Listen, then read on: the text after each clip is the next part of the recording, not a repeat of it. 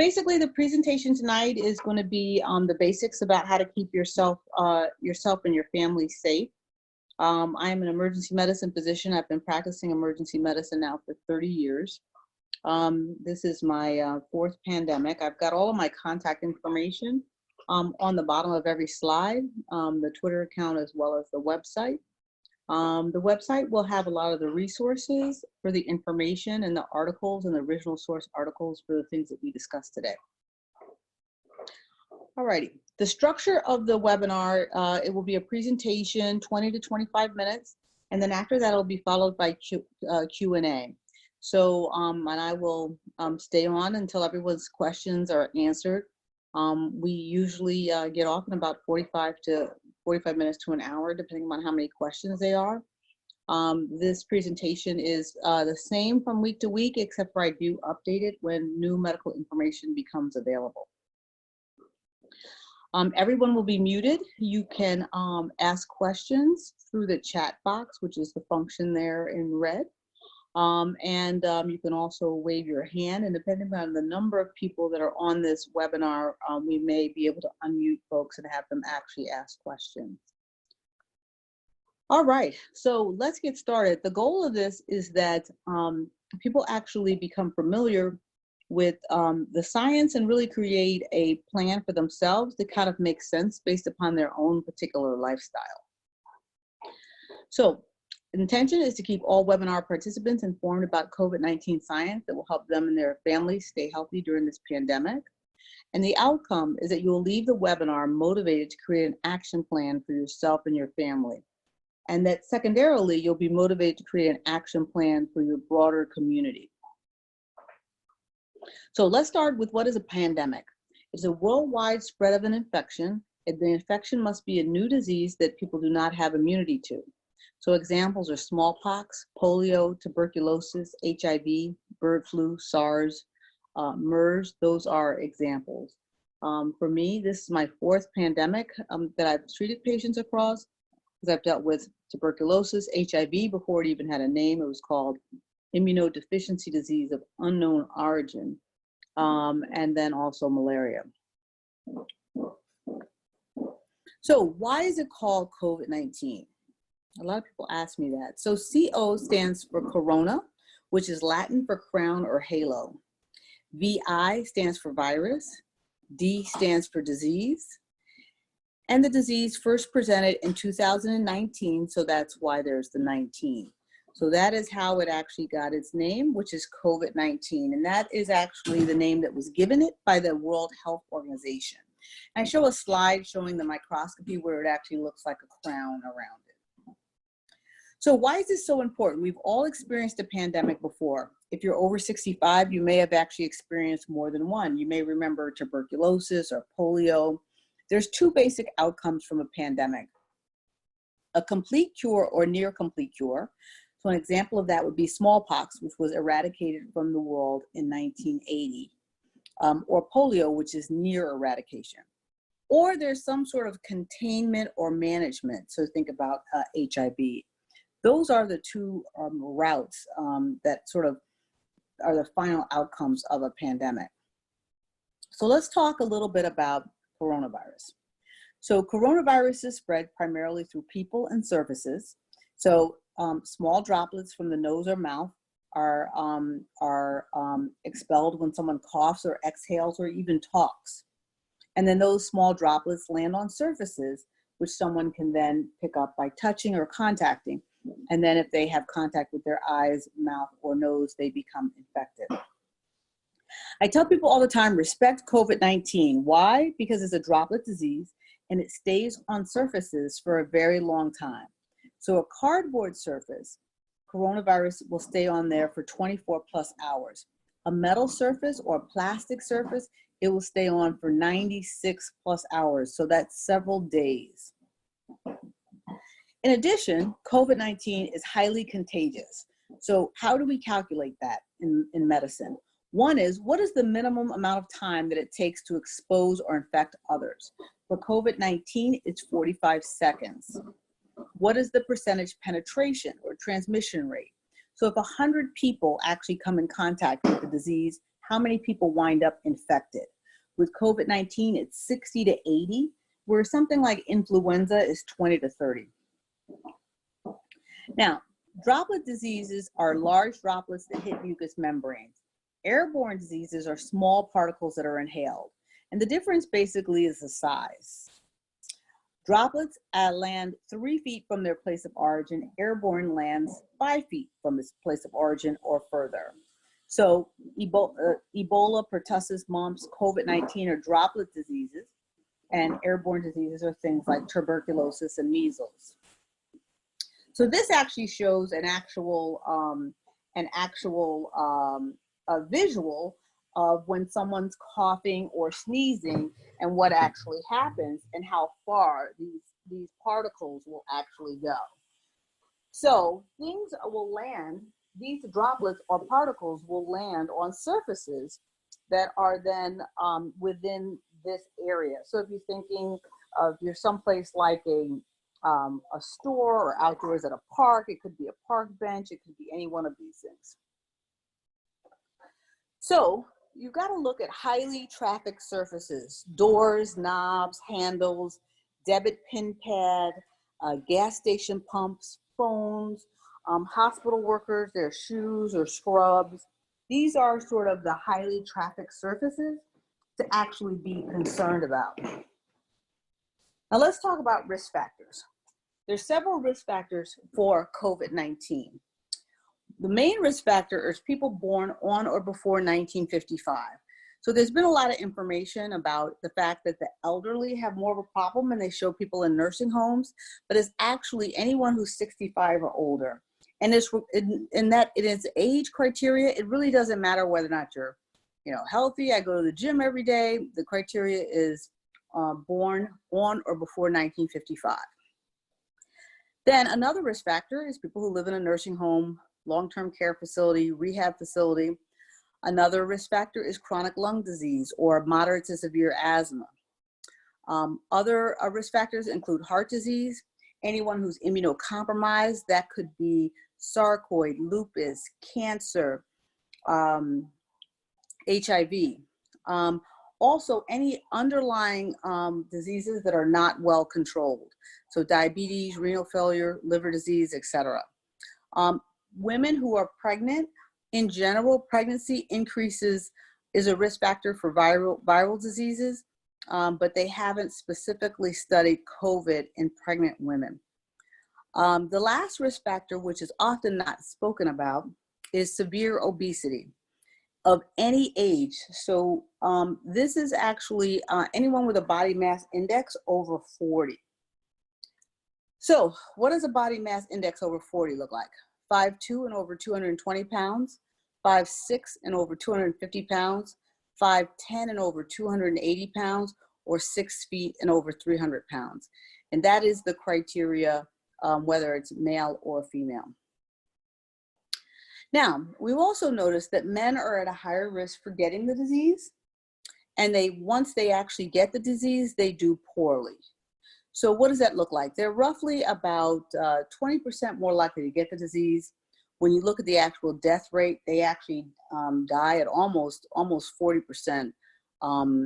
More of them die than women. So their death rate is 2.8 compared to women, which are 1.7. That experience has been similar in Italy as well as in China. Smoking and e-cigarettes. So smoking is also a risk factor. It leads to a poor outcome. And that includes vaping with e-cigarettes as well as smoking or cigars. 40% currently of the hospitalized patients are between 20 and 54. A lot of that is related to the prevalent use of e-cigarettes and vaping. So with one risk factor, someone is 79% more likely to be in the ICU, require a respirator, or actually die. With two risk factors, it increases the likelihood by 250%. So risk factors are very, very important. I had a couple questions about, are certain risk factors worse than others? And so this actually just kind of is a table where they actually compared certain risk factors, and clearly cardiovascular disease People with heart disease actually seem to do the worst. So let's talk about prevention measures and things that we can actually do. So there's 3 categories. There's how do you prevent getting COVID? How do you prevent spreading COVID-19? And then what happens if you or a family member actually get COVID-19? So first, we're going to talk about hand washing. I talk about hand washing and I use these 8 slides because it's very important that people remember to actually wash all parts of the hand. And usually people do number 1 to wash your hands, and maybe they do number 2. But number 3 is the back of the hand. Number 4 is the base of the thumb. Number 5 is the back of the fingers. Also very important are underneath the fingernails. Washing your hands includes your wrist. And then washing your hands also includes drying your hands completely, because you are more likely to pick up things with wet hands. The power of social distancing. This is why we're actually socially distanced, because in a normal situation with how we were normally going about our lives, 1 person would infect 406 people in 30 days. So that was why we originally went down to about 50% exposure. Now we're down to like 75% exposure. But even at 75% exposure, you still have 1 person infecting about 2.5 people in 30 days. But this is the power of social distancing and the importance of it in a sort of graphic format. Now, in addition to hand washing and social distancing, what else can you do? So one of the things is I think it's very, very important to not go to the grocery store. If you're able to order your food or medication online, it is best that you order things online.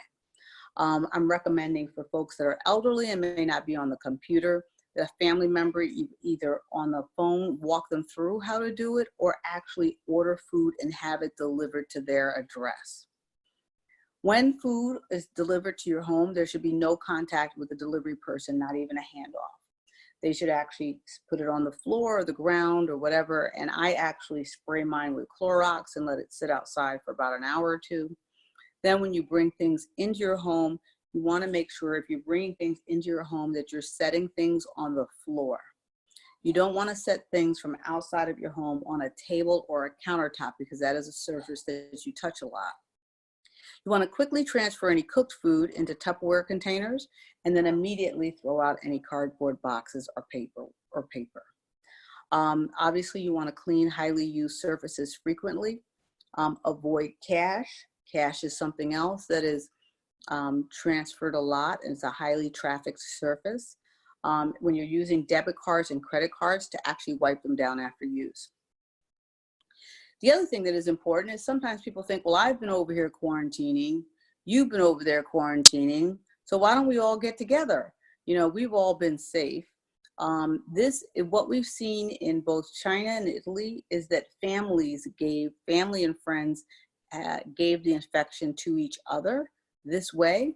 So I recommend that people avoid getting together with families for holidays or birthdays or celebrations or funerals. It's just not worth the risk. Try to get together virtually online. Also, anybody who has asthma, you cannot tell the difference between an asthma attack and a COVID-19 infection. So because you cannot tell the difference between that, I recommend that people do not use nebulizers at all. So it is better to actually use an inhaler with a spacer. And I showed a diagram here of what an inhaler actually looks like and what the spacer device looks like. We are not using nebulizers in the emergency department or in the ICU, because if someone is COVID-19 positive, that aerosolizes it and spreads it throughout whatever room or hospital or department that you're in. So that is a way that it can quickly be spread amongst family members. If you feel that someone must use a nebulizer, they need to be outside or on a porch or something like that. One of the increased risks for men is facial hair, mustache, and beards. This is someplace where the virus can sort of accumulate till you get a viral load that's high. I recommend during this time period that it just makes more sense to just get rid of facial hair. To wear a mask or not wear a mask, as everybody knows, we were actually recommending wearing a mask way before the CDC was recommending wearing a mask. I've got information on my website about what sort of materials work well and what sort of materials do not work well. Basically, wool scarves do not work very well, so you want to use some sort of cotton or cloth or denim material. Couple of do's and don'ts around wearing a mask. Make sure you wash your hands before you touch your mask. Make sure that you're covering your mouth and nose. You want to also make sure that your mask is not ripped or damp. Some people kind of wear their mask loose. You want to make sure that you're not wearing it loose. And you want to make sure you discard it immediately. So these are just a couple of do's and don'ts around wearing a mask. Okay, this actually is some research that was done on do-it-yourself masks and what actually works best. As I said, the scarves and the wool raiment did not work as well as denim, canvas, bed sheets, paper towels even. Women who are pregnant and near delivery, they should consider, if they have a normal pregnancy, possibly doing a home delivery with a midwife. In the UK, they tested the L&D, the labor and delivery nurses, and they had 100% of the labor and delivery nurses were COVID positive. So you really do want to stay out of the hospital setting and out of the emergency department to whatever extent you can. Missing your personal care services. I always recommend that don't go to anyone's home to get your hair and nails done. Don't let them come to your home and do your hair, nails, or massage. It's just not worth it. As you all will see when we go to video, I'm missing my hair and nail services as well. And it's just not worth it in this time period. We have to kind of get through this and then get back to doing those things that we enjoy. So action plan. What if I think I have COVID-19? What are the symptoms? So one of the major things that I tell people is there are no symptoms. You can have COVID-19 and you can be completely healthy. An early symptom that we see with COVID-19 is loss of taste or loss of smell. And sometimes a person will not necessarily say they've lost their taste. They'll just say, well, I don't really feel like eating. Right? You can also, with COVID-19, you can get GI symptoms, nausea, vomiting, diarrhea. You can also get blood clotting, which leads to blood clots in your legs and your lungs. We've also seen strokes. And then you actually see the respiratory symptoms that most people talk about, which is the headache, fever, achiness, dry cough, difficulty breathing. But I think it's important that people realize there's a lot of other ways it can present too. In younger people, we're also seeing what they call COVID toes. I'm going to show you a picture of that. Basically, this is a reddish, bluish discoloration of the extremities. It's particularly prevalent in kids, and it almost looks like the feet are maybe frostbitten or something like that. That is one of the dermatologic signs of COVID-19. What to do if I have COVID-19? Well, the World Health Organization originally suggested that you use Tylenol as opposed to Motrin, Aleve, or ibuprofen. They then walked that advice back, but I am sticking with that information because I think there was industry pressure around that. And so I am recommending that people actually stick with Tylenol if they need to actually decrease their temperature. Really do not go to the hospital unless you're really, really, really sick. Aggressive testing guidelines really vary from state to state. So your ability to get a test and how quickly it will come back and all of that is really going to depend upon where you are. And so it makes a very big difference. I work in a place that you can get it back in a week. I work in another place where you can get it back in 2 days. And down the street, you can get it back in 15 minutes. So it really, really depends. Social distancing versus self-quarantining. I want to make sure that this is social distancing is what everyone's doing. Self-quarantining is for COVID positive patients or people with symptoms who have not been tested. If you think you have COVID-19 and you have not been able to get a test, it is best that you just quarantine. Social distancing is staying 6 feet away. Quarantining is complete isolation. So you're in a room 24/7 and someone literally just brings you food and places it at your door. Social distancing is what we're doing now. Self-quarantining is for 14 days. If people can stand it, I'm saying they preferably do 21 days. There were some studies where they saw after 14 days, some people were still positive. So if you're living with other people, you may want to actually go and have it be 21. Now, some folks have thought, well, why don't I just catch COVID-19 and get immunity? Well, that's not a particularly good idea. This disease causes pulmonary scarring and fibrosis in the lungs. So about a third of the people who have been recovering from COVID-19 pneumonia actually have decreased lung capacity, and they're having problems, breathing just with normal walking. So they're having a really hard time actually getting themselves back up to their normal level of activity. The other thing is that the COVID-19, even though you have the antibodies, you don't necessarily have lifetime immunity.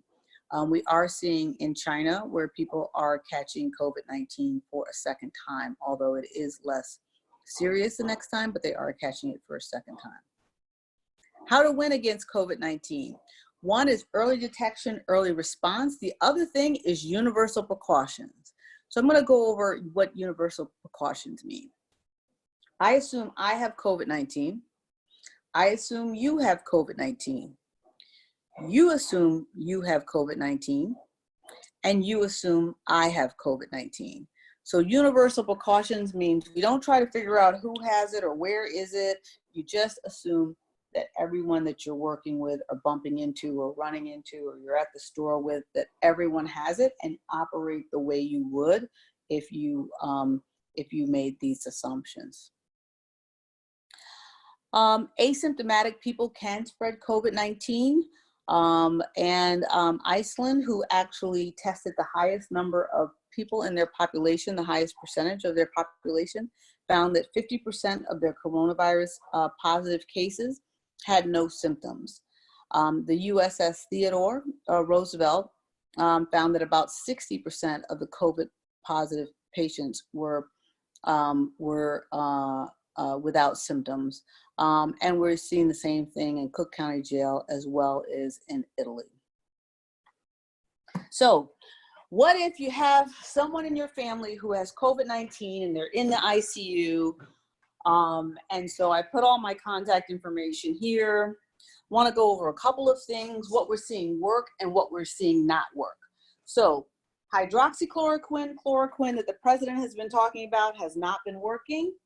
Many of these studies, at least 3 or 4 of them, have actually been terminated because they have found that not only did it not help, it also, there were also some deaths from heart arrhythmias. The other medication there, lopinavir and ritonavir, those are HIV medications, and those are also not showing promising results. What is showing very promising results is plasma therapy. And plasma therapy is basically a blood transfusion where you get transfused with someone's blood who has had COVID-19. And remdesivir is an antiviral medication, which is also showing some positive results. So right now, those are really the 2 things that are really making a difference. The other thing that is making a difference is actually turning people over onto their stomach. You think when you lay in a hospital bed, you're laying almost all the time on your back. So it's called proning, where you turn people over onto their stomach before they get intubated. And that is making a difference such that some people are not actually having to get put on a ventilator. This is just the study showing that there was no benefit and a higher death rate with hydroxychloroquine and also with chloroquine for COVID-19. So forward-thinking actions. Consider now, if you had to be quarantined, how would you do it in your home? Where would you do it? If you got sick, what over-the-counter medications would you need? Do you have them now in your home? Can you purchase them now? What mask or mask alternatives do you have? And how can you go about making them clean and also making sure that they're available to you in your car and in the places that you go?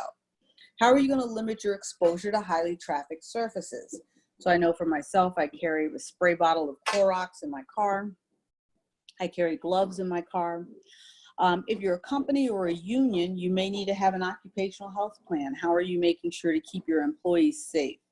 If you're a state or local government, you may need to engage a disciplinary group of medical professionals and elected officials to really look at what are my resource allocations around personal protective equipment and staffing, and how do I create a community surveillance system that really works and will tell me quickly if something's happening once we relax social distancing.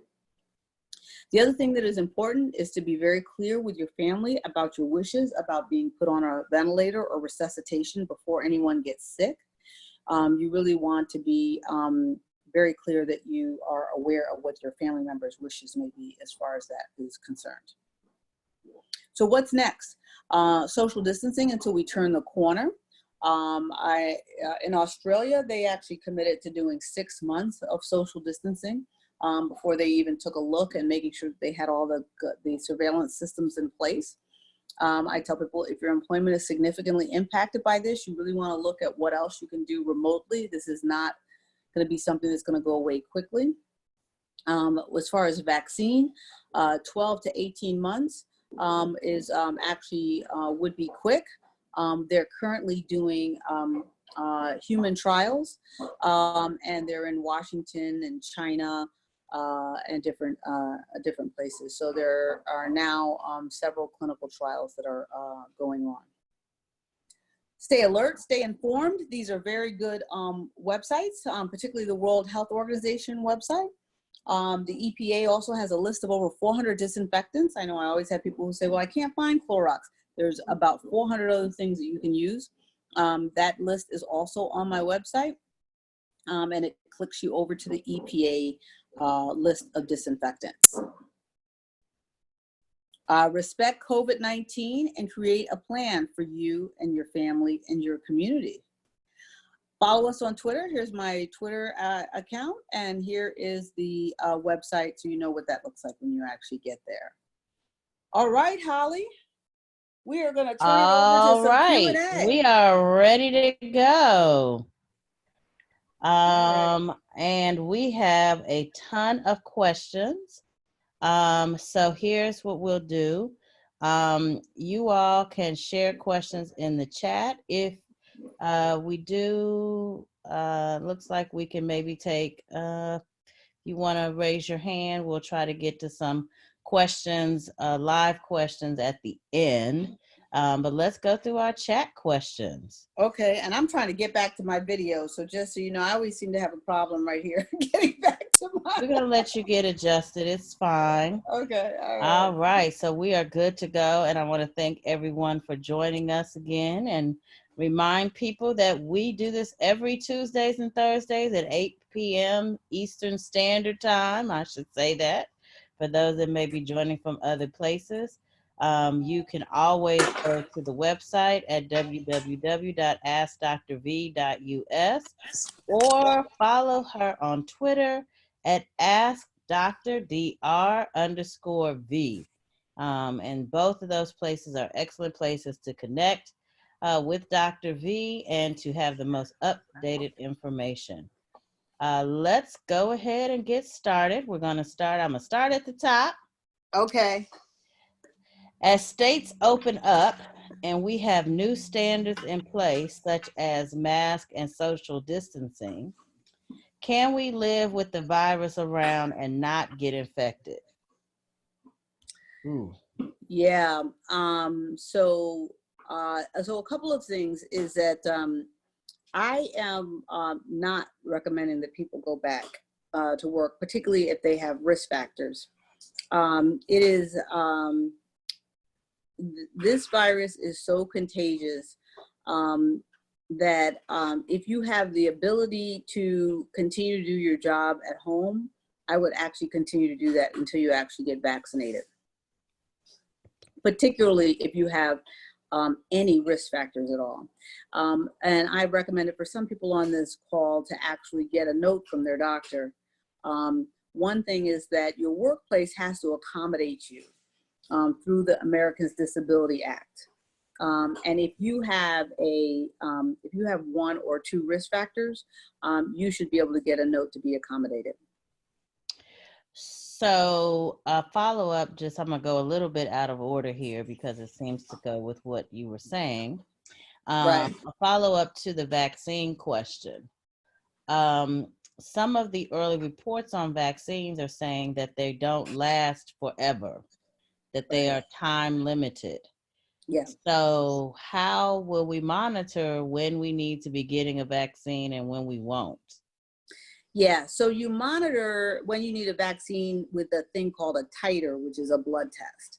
So we have other vaccines now that are similar.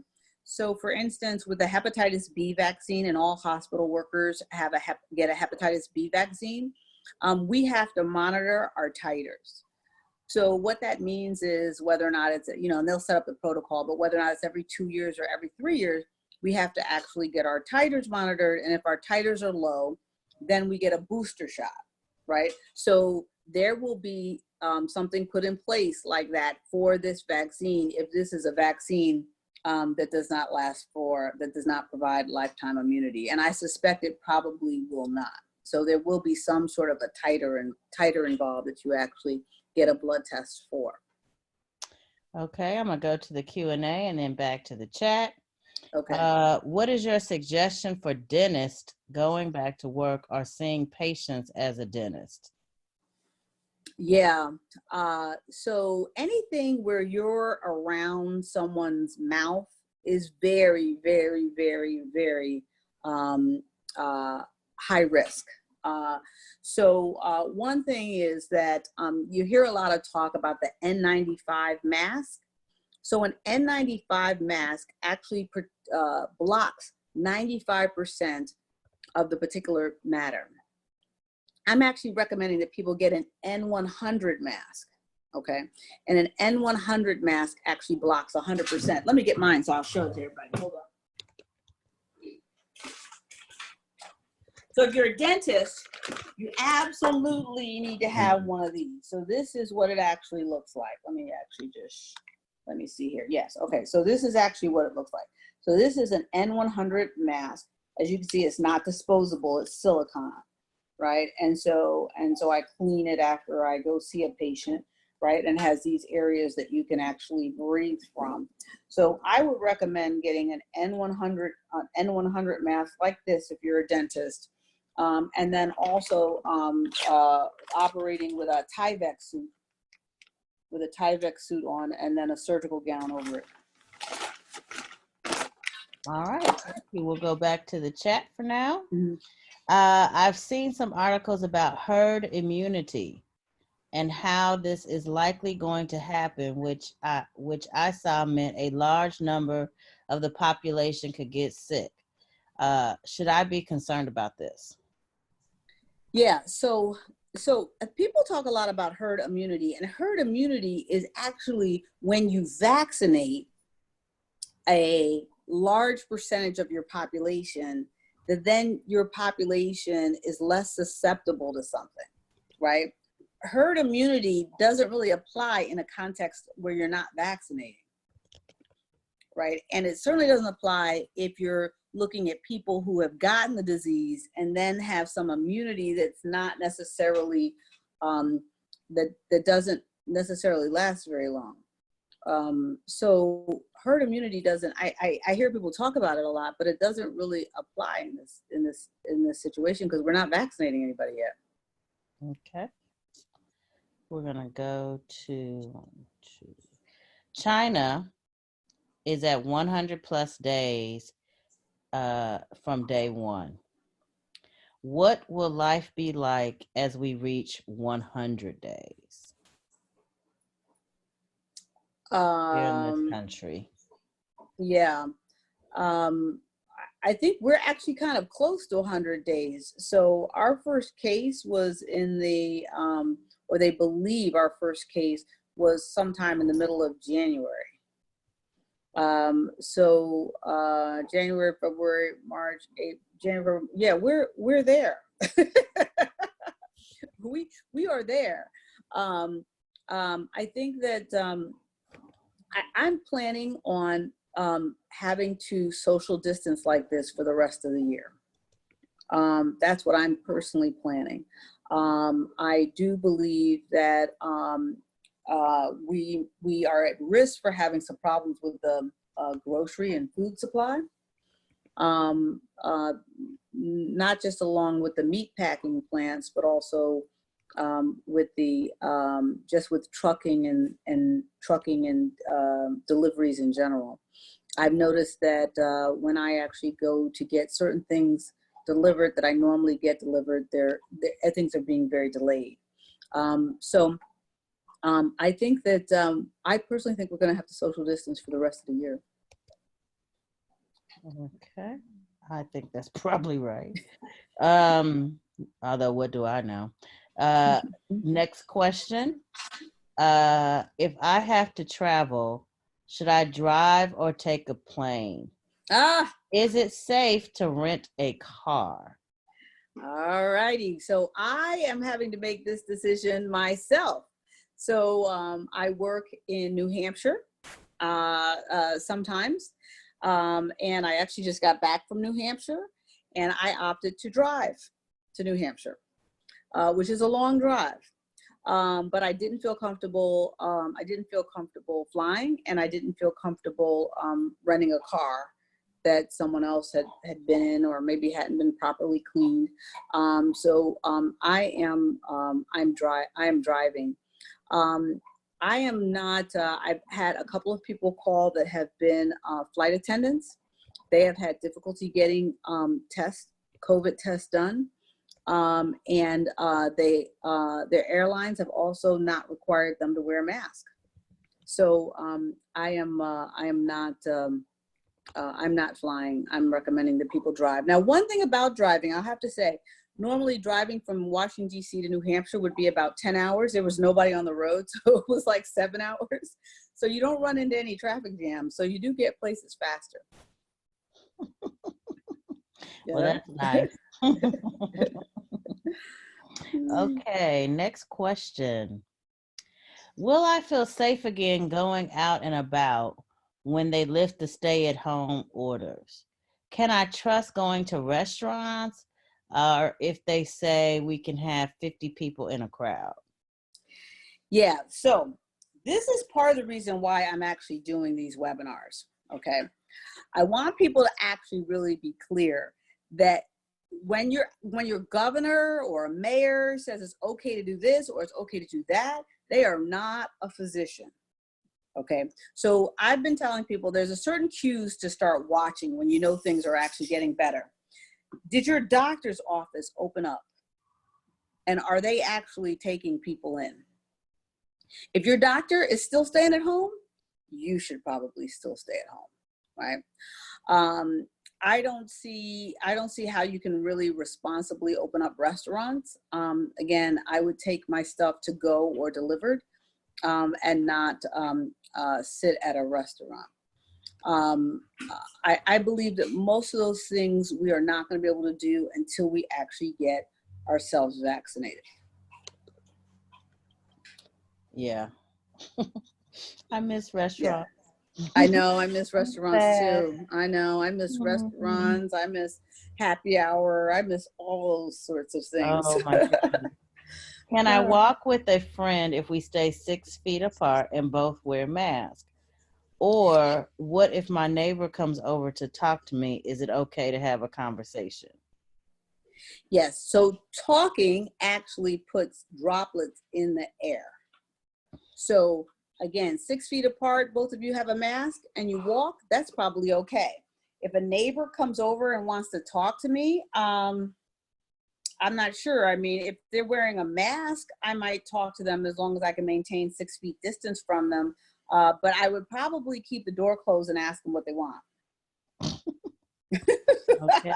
Can you text me? Yes, exactly. All right. Kevin, I see your hand up. We'll get to you in just a moment.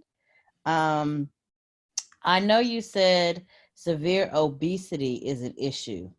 Mm-hmm. What about being overweight? I'm working on getting in shape, just am not there yet. Yeah. So yeah, the criteria that they've actually determined is that BMI over 40, right? So there's a lot of BMI calculators that you can go in and you can actually use. Obviously, keep on working on losing weight, but the actual criteria is a BMI over 40. And it just seems that with a BMI over 40, they're just not doing as well with the disease. They wind up on a ventilator. There's a lot of difficulties around ventilating. How much will the vaccine cost? Good question. I have no idea. I have no idea. However, the World Health Organization actually does work with manufacturers and they have already, they fund a fund to make the vaccines affordable. Usually those are made affordable for a third world country, not a country like the United States. So I don't know exactly what the cost of the vaccine is going to be, or what it's going to actually, or anything along that lines at this point. Okay, I'm going to go to Kevin Brown, who has his hand up. Kevin, please unmute yourself and ask your question. Okay, good evening, everyone. What is the deal about these pets? As far as? They are coming up with COVID-19. Yes. What is going on? Right. Okay. So, yeah. So humans are giving pets COVID-19, but pets themselves don't get sick in general with COVID-19. So for instance, in the Bronx Zoo, one of the zookeepers gave the lions COVID-19. And I think now they have 8 lions that are COVID positive in the Bronx Zoo. But none of those animals get actually sick with the disease because animals in general have a better immune system than we have. So yes, we can give animals COVID-19. All right, thank you, Kevin. We're going to go back to the chat box. Yeah, we don't have a case yet where the animal gave it to the human. There's no case so far where an animal gave COVID-19 to a human. Okay, I'm going to go back to the chat, and then Kevin has a second question. Okay. All right. I heard from a friend, her granddaughter had a rash on her toe and was still walking outside. I also read that Chris Cuomo was seen in New York after he tested positive, and his wife. Will my mask offer any protection from people like this?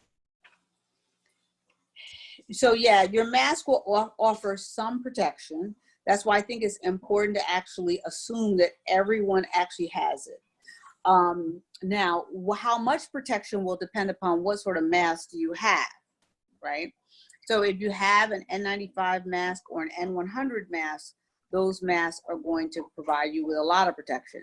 If you have more of a homemade mask or just one of those just little surgical masks, those are not going to provide as much protection.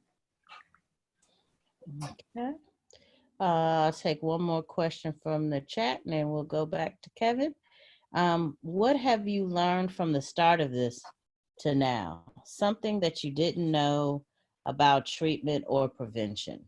Oh, that's a good question. Yeah. Well, I think the main thing that I didn't know that about the blood clots. I've started seeing that, I would say, in the last week to two. The other thing that I didn't know was I didn't have a real idea of, for some people, this disease is moving so fast that they're not able to get to the emergency department and they're dying at home. So it's been shocking to me how many people have not been able to get to the emergency department and it overtakes them at home. So that is something. And the other thing that has been the importance of proning and turning people over to their stomach, that has been a game changer. That really has been, and who would have thought that just how you position a patient would make a difference in outcome? Yeah. Okay, we'll go back to Kevin. Please unmute yourself, Kevin, and ask your second question. Okay. Forgive me for coming back with this, but I have a two-part question. Okay. One, in New York, New Jersey's, in one of these areas, there was a cat that had COVID-19. They said that the cat was lazy and lethargic and didn't want to eat. So I heard about the tigers, but now we're on the cats now. So, that particular situation with the animals is starting to bother me a little bit. Secondly, for people who are, you're using ventilators, thousands and thousands of ventilators. Now, these ventilators, don't they have waste? Maybe water or fluid or moisture that it develops. And what happens with that moisture and that water that is developed by the ventilator? Yeah. Yeah, so the ventilators have a they don't it is a contained system. So from the lungs to the tube back to the ventilator, it doesn't emit any sort of oxygen or air. It is a contained system. And so there's not, but that is why we don't use nebulizers. Because as soon as you put a nebulizer onto somebody who has a ventilator, you've now actually taken a contained system and made it so it's not contained. So that's exactly why we don't use ventilators. But the ventilator itself is a totally contained system. There's not any sort of air leaking out or anything like that. Mm-hmm. Okay. All right. Thank you, Kevin. All right. All righty. And we're going to move to our next question. A follow-up on the mask wearing. Yes. If I have a cloth mask and I wear it to pick up some curbside food or go to the store, if I take my mask off in the car, what do I do with it? What if I have to make 2 stops? What do I do in between with my cloth mask? Yeah, so I would suggest actually leaving it on, because you can contaminate yourself taking your mask off and also taking your gloves off. So it's best that you actually leave it on till you're completely done. Then when you take your mask off, you want to unhook the band here. You don't want to touch the mask here. You want to unhook it here. And then you actually want to, if you're going to wash it, dump it in a washing machine, or if you're going to throw it away using what you're unhooking from around your ear. Oh, that's a really good point. I never even thought about that. Yeah. All these things, boy. I know, okay. I know, right? I know. A follow-up on the travel. In the cities, people rely on public transit. What are the recommendations for people who have to use public transit or rent a car or take a bus or travel over time using those, train even? Yeah, so what I tell people to do with public transportation is, in addition to wear a mask, I would also wear some gloves. Mm-hmm. And I would also have some the wipes, the wipes that you use to sort of wipe off the surfaces. I also, for folks, is that one way you can do things like, I would probably take an Uber or a Lyft before I would take mass transportation if I could, and if I could afford it. But if you feel like you must wind up on mass transportation, then I would actually wear gloves, a mask, and have the cloth cleansers, the wipes, where you wipe things down. Perfect. Okay, Kevin raised some concerns. Let's see, we might need to get Kevin back on if he's on here. The question is actually to Kevin. Can you ask Kevin's concern about pets? Does he have some or worried about them getting sick? Yeah. So yeah, is the question, Kevin, that you're worried about the pet giving Hold it to on one you? second. Yeah. Go ahead. You can unmute yourself, Kevin. Are you, yeah, so Kevin, are you worried about the pet giving it to you, or are you worried about the pet getting sick? I'm really worrying about the pet giving it, transmitting it to through a lick or through the pores or whatever, some, to Yeah. another, to a human. If Yeah, the so if, we haven't, yeah, if we the haven't animal found has it. COVID, I'm sorry, go ahead. Yeah, so there haven't been any cases that we've been able to uncover where it actually came from the pet from a lick or something like that. We do know though that I mean, theoretically, probably the way a pet might give it to someone, if, let's say for instance, if a pet got COVID-19 in his fur or something, and then someone has their pet that's in their house, and then they're on surfaces like a sofa or something like that. But we haven't found any cases like that either. So normally when they have cases of COVID-19, we are able through DNA to trace, to do what they call contact tracing. And so we haven't seen any cases yet where the pet has given it to the human being. So we've seen cases though in the other direction.